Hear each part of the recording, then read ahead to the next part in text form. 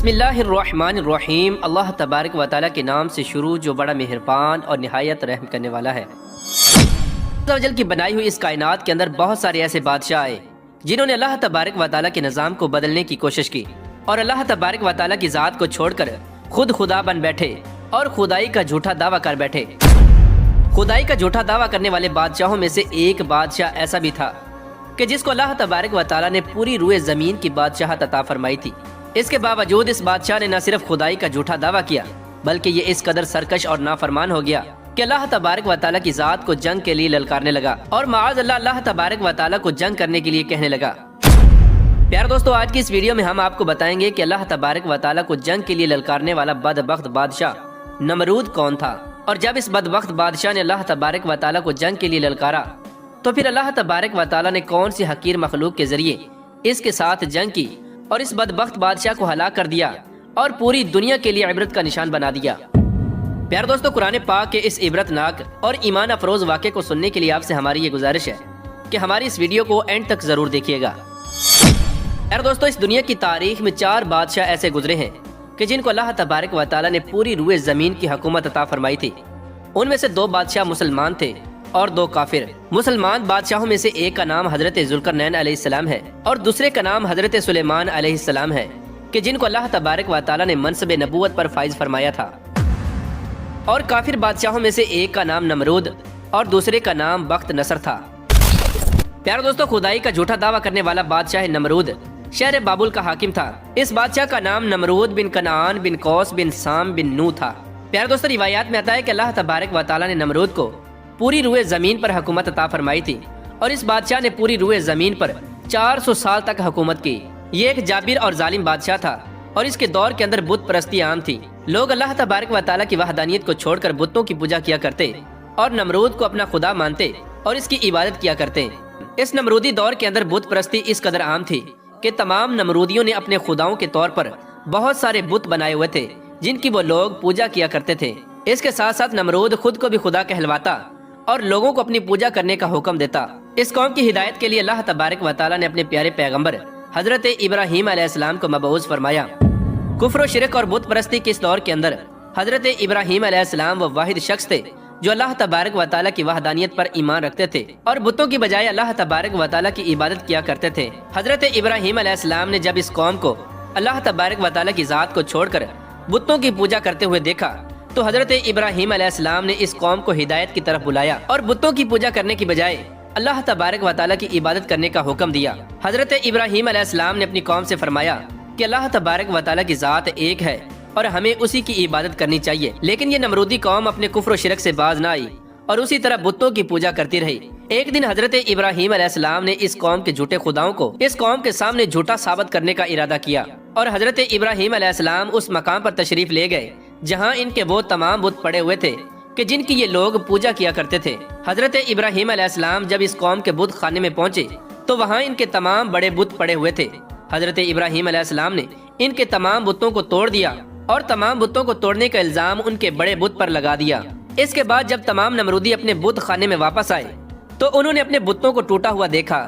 نمرودی قوم اس بات کو اچھی طرح جانتی تھی کہ ہمارے اندر صرف حضرت ابراہیم علیہ السلام ہی وہ واحد شخص ہیں جو بتوں کے خلاف باتیں کرتے ہیں اور بتوں کی بجائے اللہ تبارک و تعالیٰ کی عبادت کرنے کا حکم دیتے ہیں۔ لہٰذا جب نمرودیوں نے اپنے خداؤں کو ٹوٹا ہوا دیکھا تو وہ سمجھ گئے کہ یہ کام حضرت ابراہیم علیہ السلام کا ہے۔ چنانچہ تمام نمرودیوں نے حضرت ابراہیم علیہ السلام سے بدلہ لینے کے لیے حضرت ابراہیم علیہ السلام کو قتل کرنے کا منصوبہ بنا لیا۔ چنانچہ تمام نمرودی نمرود کے دربار میں حاضر ہوئے اور نمرود کو سارا واقعہ سنایا اور نمرود سے حضرت ابراہیم علیہ السلام کو سزا دینے کا کہا۔ اس طرح نمرود نے جب یہ بات سنی تو وہ آگ بگولا ہو گیا اور اس نے ایک مقام پر آگ جلانے کا حکم دیا۔ نمرود نے یہ حکم جاری کیا کہ ایک وسیع میدان کے اندر آگ جلائی جائے اور اس کے اندر حضرت ابراہیم علیہ السلام کو ڈال دیا جائے۔ چنانچہ نمرود کے حکم کے مطابق ایسا ہی کیا گیا۔ دور دراز سے بہت ساری لکڑیوں کو اکٹھا کیا گیا اور ایک وسیع میدان کے اندر جمع کیا گیا اور ان کے اندر آگ جلا دی گئی۔ حضرت ابراہیم علیہ السلام کو سزا دینے کے لیے جو آگ جلائی گئی تھی وہ اس قدر زیادہ تھی کہ اس کے شعلے آسمانوں کو چھو رہے تھے۔ پیارے دوستو، جب نمرود کے حکم کے مطابق ایک وسیع میدان کے اندر آگ کو جلا دیا گیا تو اس کے بعد حضرت ابراہیم علیہ السلام کو اس آگ کے اندر ڈال دیا گیا۔ جیسے ہی حضرت ابراہیم علیہ السلام اس آگ کے اندر تشریف لائے تو اللہ تبارک و تعالیٰ نے فوراً آگ کو حکم دیا کہ اے آگ تو حضرت ابراہیم علیہ السلام پر ٹھنڈی اور سلامتی والی ہو جا۔ تو وہ آگ اللہ تبارک و تعالیٰ کے حکم کے مطابق حضرت ابراہیم علیہ السلام پر ٹھنڈی اور سلامتی والی ہو گئی۔ حضرت ابراہیم علیہ السلام ارشاد فرماتے ہیں کہ میں جتنے دن آگ میں رہا اتنے دن میں اللہ تبارک و تعالیٰ کے خاص فضل اور رحمت میں تھا، اور جو سکون اللہ تبارک و تعالیٰ کی طرف سے مجھے آگ کے اندر عطا کیا گیا وہ اس سے پہلے کبھی نہ تھا۔ پیارے دوستو، کچھ دنوں کے بعد حضرت ابراہیم علیہ السلام اس آگ سے زندہ باہر تشریف لے آئے۔ یہ منظر دیکھ کر تمام نمرودی حیران رہ گئے، لیکن اس کے باوجود نمرود اور نمرودی قوم اللہ تبارک و تعالیٰ کی وحدانیت پر ایمان نہ لائی اور اسی طرح اپنی بت پرستی کے اندر مبتلا رہی۔ لیکن اس کے باوجود حضرت ابراہیم علیہ السلام اپنے عہد سے پیچھے نہ ہٹے اور مسلسل اپنی قوم کو حق کی دعوت دیتے رہے۔ حضرت ابراہیم علیہ السلام نے نمرود کو بارہا دفعہ سمجھایا اور اپنے کفر و شرک سے باز آنے اور اللہ تبارک و تعالیٰ کی وحدانیت پر ایمان لانے کا کہا۔ حضرت ابراہیم علیہ السلام کی یہ بات سن کر نمرود اللہ تبارک و تعالیٰ کی وحدانیت کا انکار کرنے لگا اور حضرت ابراہیم علیہ السلام سے مناظرہ کرنے لگا، اور حضرت ابراہیم علیہ السلام کے سامنے نمرود نے خدائی کا دعویٰ کر دیا۔ نمرود نے حضرت ابراہیم علیہ السلام سے مناظرہ کرتے ہوئے یہ سوال کیا کہ تیرا رب کون ہے؟ تو حضرت ابراہیم علیہ السلام نے ارشاد فرمایا کہ میرا رب وہ ہے جو زندگی اور موت دیتا ہے۔ یہ بات سن کر نمرود مسکرانے لگا اور حضرت ابراہیم علیہ السلام سے کہنے لگا کہ یہ تو میں بھی کر سکتا ہوں۔ چنانچہ نمرود نے تکبر کے ساتھ 2 قیدیوں کو بلایا جن کو سزائے موت ہو چکی تھی۔ ان میں سے ایک کو نمرود نے قتل کر دیا اور دوسرے کو آزاد کر دیا، اور اس طرح نمرود تکبر کے ساتھ حضرت ابراہیم علیہ السلام سے کہنے لگا کہ دیکھو میں نے ایک کو زندگی دے دی اور ایک کو موت دے دی۔ اس طرح نمرود حضرت ابراہیم علیہ السلام کے سامنے اپنے آپ کو خدا کہنے لگا اور اپنی خدائی کی باطل دلیلیں پیش کرنے لگا۔ اس کے بعد نمرود پھر حضرت ابراہیم علیہ السلام سے پوچھنے لگا کہ حقیقی خدا تو میں ہوں، بتا تیرا خدا کون ہے؟ اس کے بعد حضرت ابراہیم علیہ السلام نے نمرود کو اس کی عقل کے مطابق جواب دیا کہ میرا رب وہ ہے جو سورج کو مشرق سے طلوع کرتا ہے اور مغرب میں غروب کرتا ہے۔ اگر تو سچا خدا ہے تو سورج کو مغرب سے طلوع کر کے دکھا۔ چنانچہ جب نمرود نے حضرت ابراہیم علیہ السلام کی یہ بات سنی تو اس کا رنگ اڑ گیا اور وہ لاجواب ہو گیا، اور اس طرح نمرود لاجواب ہو کر اپنی پوری قوم کے اندر ذلیل و رسوا ہو گیا۔ پیارے دوستو، اس کے بعد بھی کئی مرتبہ حضرت ابراہیم علیہ السلام نے نمرود کو اللہ تبارک و تعالیٰ کی وحدانیت کی طرف بلایا، لیکن نمرود اپنی سرکشی سے باز نہ آیا اور اسی طرح کفر و شرک کے اندر مبتلا رہا۔ چنانچہ حضرت ابراہیم علیہ السلام کے بار بار دعوت حق دینے سے نمرود تنگ آ گیا، اور بلاخر تنگ آ کر نمرود حضرت ابراہیم علیہ السلام سے کہنے لگا کہ اگر تیرا خدا سچا ہے تو اس کو بول کہ اپنی فوج بھیجے اور میرے ساتھ جنگ کرے۔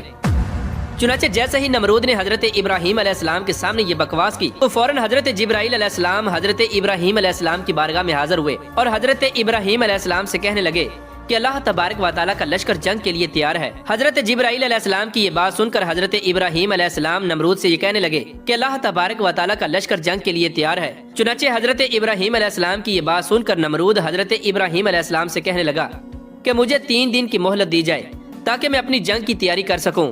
چنانچہ نمرود کو 3 دن کی مہلت دے دی گئی۔ پیارے دوستو، چونکہ نمرود کی حکومت پوری دنیا پر تھی، ان 3 دنوں کے دوران نمرود نے پوری دنیا کے بڑے بڑے جنگجوؤں کو اکٹھا کیا اور بہت سارے ہتھیاروں کو جنگ کے لیے تیار کیا۔ اس طرح جب نمرود نے 3 دن کے اندر اندر اپنی تمام تیاری مکمل کر لی، اس کے بعد نمرود حضرت ابراہیم علیہ السلام کو تکبر کے ساتھ للکار کر کہنے لگا کہ ہماری فوج جنگ کے لیے تیار ہے، اپنے رب سے کہو کہ اپنی فوج کو بھیجے اور ہمارے ساتھ جنگ کرے۔ نمرود کی یہ بات سن کر حضرت ابراہیم علیہ السلام نے اللہ تبارک و تعالیٰ کی بارگاہ میں دعا کی تو اللہ تبارک و تعالیٰ نے مچھروں کی ایک فوج کو بھیجا۔ ان مچھروں کی تعداد اس قدر زیادہ تھی کہ وہ مچھر پورے آسمان پر پھیل گئے۔ اللہ تبارک و تعالیٰ نے ان مچھروں کو نمرودی فوج پر مسلط کر دیا۔ یہ مچھر اللہ تبارک و تعالیٰ کے حکم سے دیکھتے ہی دیکھتے نمرودی فوج کا گوشت کھا گئے اور ان کا خون پی گئے۔ اس وقت تمام نمرودی فوج کی ہڈیاں ہی ہڈیاں باقی رہ گئیں۔ چنانچہ اس دردناک منظر کو دیکھ کر نمرود اپنے محل کی طرف دوڑا اور اپنی بیوی کے کمرے کے اندر چھپ گیا۔ اسی دوران اللہ تبارک و تعالیٰ کے حکم سے ایک لنگڑا مچھر نمرود کے گھر میں داخل ہوا۔ نمرود نے جب اس مچھر کو دیکھا تو اپنی بیوی سے کہنے لگا کہ یہ ہے وہ مخلوق کہ جس نے ہماری فوج کو ہلاک کر دیا ہے۔ چنانچہ اسی گفتگو کے دوران وہ لنگڑا مچھر اللہ تبارک و تعالیٰ کے حکم سے نمرود کی ناک میں داخل ہو گیا اور وہ لنگڑا مچھر نمرود کے دماغ کو چاٹنے لگا۔ جب وہ مچھر نمرود کے دماغ کو چاٹتا تو اس سے نمرود کو اس قدر تکلیف ہوتی کہ نمرود اپنے سر کو دیواروں پر مارنے لگ جاتا۔ اس طرح اللہ تبارک و تعالیٰ کے حکم سے وہ لنگڑا مچھر نمرود کے دماغ میں کئی دنوں تک رہا۔ اس وقت نمرود نے اپنے محل کے اندر یہ حکم جاری کر دیا کہ جو بھی میرے محل کے اندر داخل ہو وہ پہلے نمرود کے سر پر جوتے مارے۔ اس طرح جوتے مارنے کے بعد نمرود کو کچھ دیر کے لیے آرام محسوس ہوتا، لیکن کچھ دیر بعد پھر درد محسوس ہونا شروع ہو جاتا۔ اس طرح اللہ تبارک و تعالیٰ نے نمرود کو ایک حقیر اور لنگڑے مچھر کے ذریعے سزا دی۔ نمرود اپنے سر کو سلاخوں کے ساتھ پیٹتا رہتا یہاں تک کہ اللہ تبارک و تعالیٰ نے اس کو دردناک موت عطا فرمائی اور یہ اپنے سر کو دیواروں پر مارتا مارتا ہلاک ہو گیا۔ وہ نمرود جو پوری دنیا پر حکومت کرنے والا بادشاہ تھا، اور وہ نمرود جو اللہ تبارک و تعالیٰ کو تکبر کے ساتھ جنگ کے لیے للکار رہا تھا، اس نمرود کو اللہ تبارک و تعالیٰ نے ایک حقیر اور لنگڑے مچھر کے ہاتھوں ہلاک کروایا اور پوری دنیا کے لیے عبرت کا نشان بنا کے رکھ دیا۔ بے شک اللہ تبارک و تعالیٰ ہر چیز پر قادر ہے۔